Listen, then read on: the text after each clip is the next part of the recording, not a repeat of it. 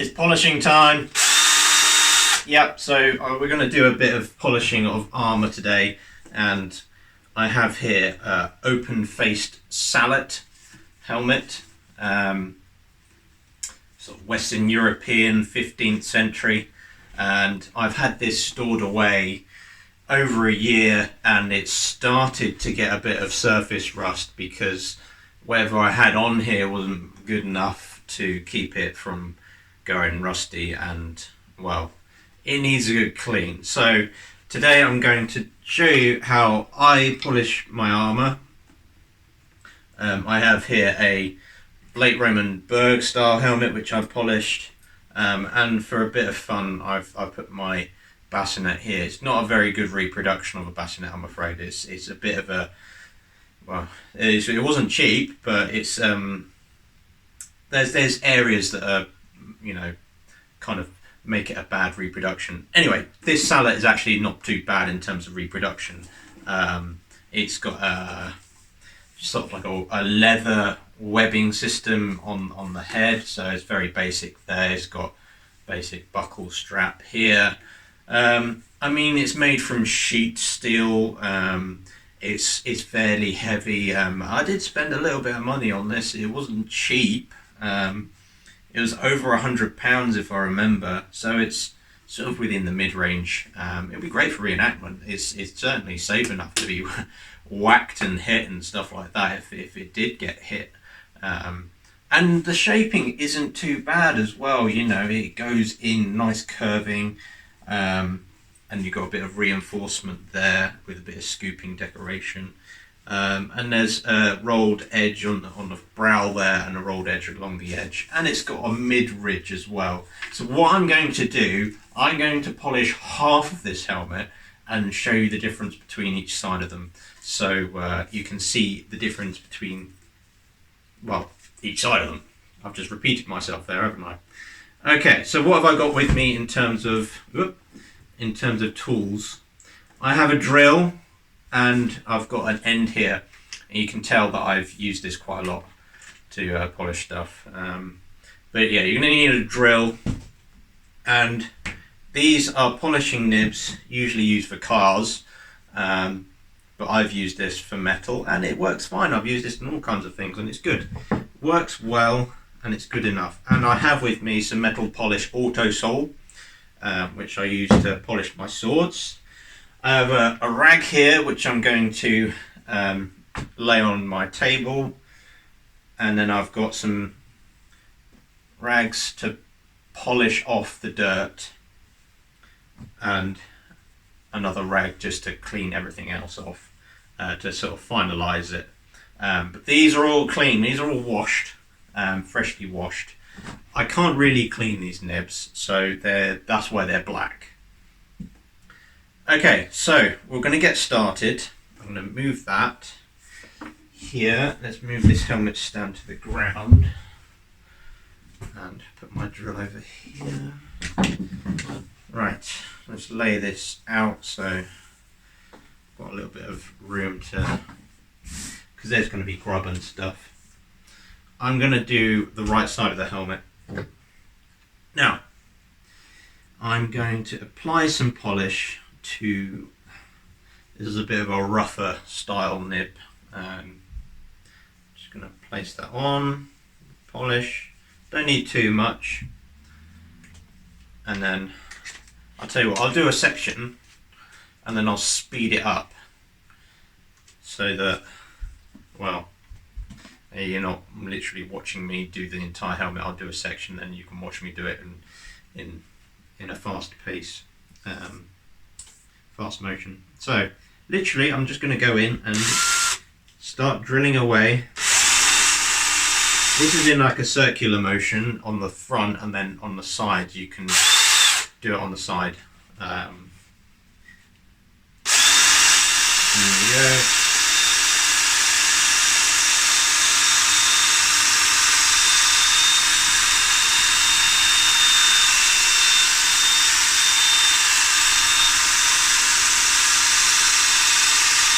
Okay, right, that's to finish off. So I'm going to use this, I'm going to use a corner. And I'm going to do it in like a circular motion. Okay. See the dirt coming off?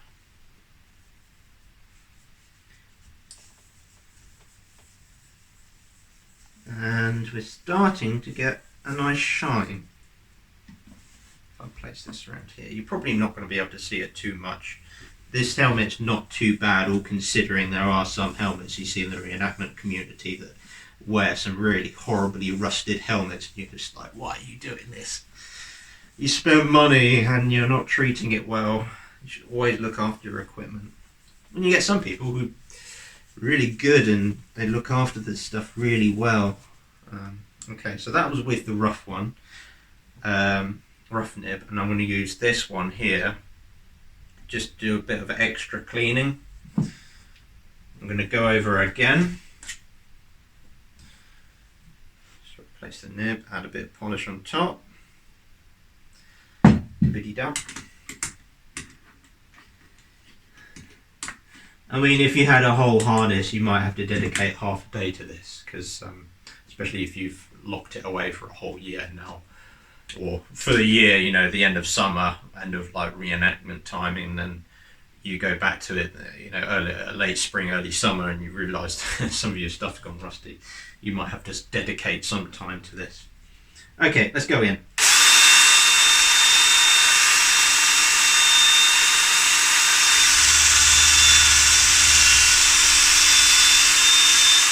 Oh.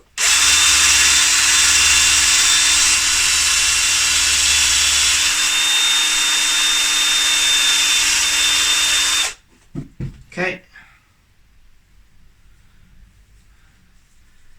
You can usually tell it's working when the polish starts to turn black, because it's taking all the oxidized metal off, and I think it just turns slightly black anyway when it oxidizes. I tell you what, I need to put this, keep doing this, keep on leaving the tip off the end of the thing there. Right. It's looking good.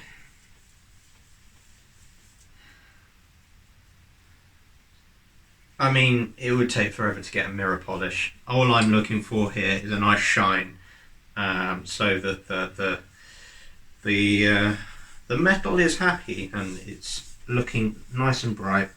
Historically, they looked after their stuff. You know, it's an investment. You know, if you're talking about the everyday, sort of not levy, but a professional soldier would really have to look after their stuff, because it's, well, you know, it's protecting them, and also you want to look professional. You want to show your worth. And you want to look after your kit, so it just makes sense. You wouldn't leave it to rust. I'm sure there were soldiers back in the day that left their stuff to go a bit rusty, and they were a bit inattentive, but on that whole, it was a good idea to keep your stuff in good nick and good form, because it works, you know, it helps. There we go. So, to be honest, you're probably not going to be able to see this much, but if you look at this side here, it's kind of dim. There's a bit of surface rust and a bit, yeah, it's not looking to, it's a bit of this grub on it, and then there's this part here which I've just polished.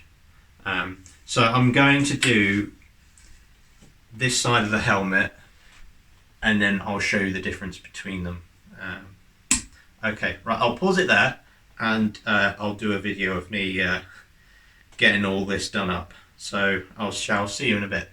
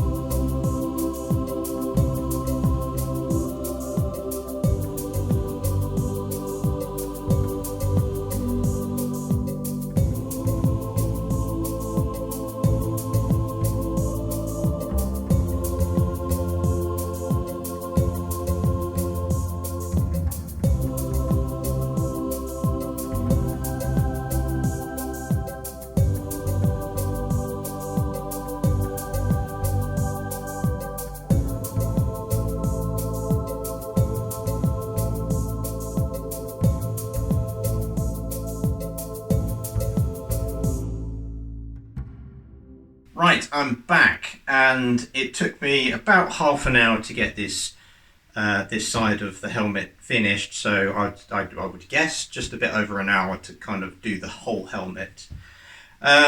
So there were bits and bobs that needed a little bit more attention, and I think there are a couple of spots which the rust has actually got into the metal, which is a little bit upsetting for me. But to be honest, it's no biggie.